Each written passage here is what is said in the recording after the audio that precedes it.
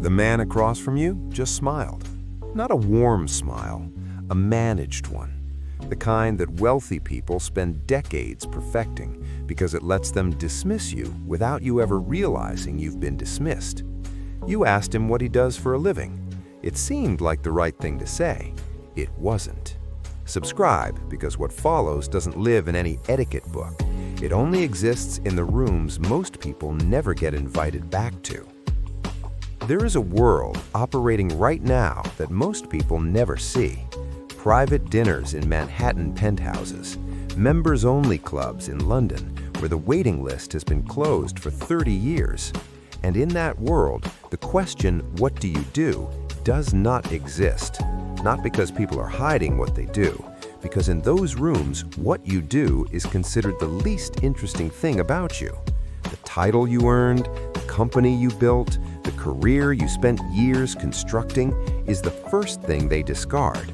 The people who already know this walk into those rooms like they've always belonged. The people who don't get one evening, polite, warm, forgettable, and they never come back. A private event, Upper East Side. The invitations don't get sent, they get whispered. A man walks in, new money, real money, built a company from nothing, sold it at the right moment.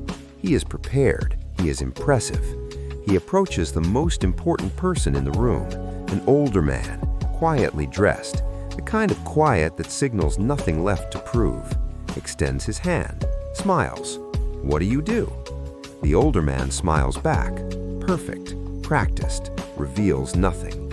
He answers, 2 sentences, gracious, and then turns, just slightly, towards someone else. Daniel stays 2 more hours, shakes every hand, thinks the evening went well. He is never invited back. The door doesn't slam, it simply stops opening. Here is what nobody tells you. The problem isn't the question. The question is just a symptom. The real problem is what it reveals.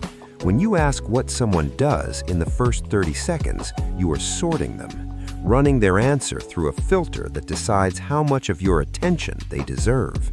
And the people in those rooms feel that filter immediately. They don't react, they don't announce it, they just close. Because old money understands one thing that new money almost never does. A person is not their function. So what do they ask instead? They invite. "How do you know our host? Have you been here before? The light at this hour is something else. I heard you recently came back from somewhere. How was it?" Those questions don't put you on trial. They say, "I'm already interested in you. Tell me who you are." That shift from assessment to invitation is the entire code. Because comfort is the real currency in those rooms. Not credentials, not titles. Comfort. The ability to make someone feel in 60 seconds that being near you requires absolutely no effort. Daniel wasn't passed over because he was new money. He was passed over because he revealed something.